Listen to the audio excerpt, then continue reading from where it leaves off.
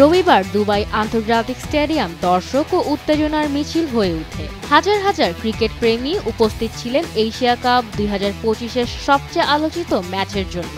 ভারত ও পাকিস্তানের প্রথম মুখোমুখি টক্কর এই বছরের 4 দিনের সংঘর্ষের পর ঐতিহ্যবাহী প্রতিদ্বন্দ্বিতার ছাপ পুরো মাঠে স্পষ্ট দেখা গেল, যেখানে সমর্থকরা উড়িয়েছেন জাতীয় পতাকা, পরে দলের জার্সি এবং তৈরি করেছেন এক প্রাণবন্ত ও উত্তেজনাপূর্ণ পরিবেশ।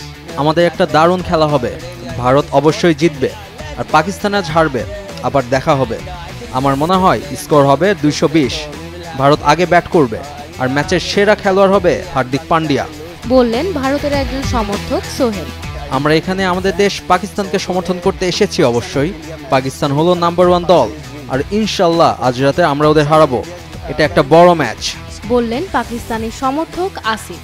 ভারত মাঠে অভূতপূর্ব 7 উইকেটের জয় নিশ্চিত করলেও টসের সময় সূর্যকুমার যাদব এবং পাকিস্তানের অধিনায়ক সালমান আগারের মধ্যে শুভেচ্ছাসূচক হ্যান্ডশেকের অভাব তীব্র উত্তেজনার সৃষ্টি করেছিল। এশিয়া কাপ 2025-এ 8টি দল 2টি গ্রুপে বিভক্ত, যেখানে ভারত এবং পাকিস্তান একসাথে গ্রুপ বিতে রয়েছে।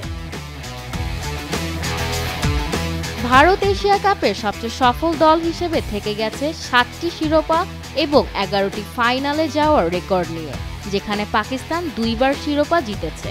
2000 এবং 2012 সালে এশিয়া কাপ 2025-এর ম্যাচগুলো অনুষ্ঠিত হচ্ছে দুবাই এবং আবুধাবিতে 29 সেপ্টেম্বর পর্যন্ত। মিনতি নূর হাসান উনসা, ডেইলি সান।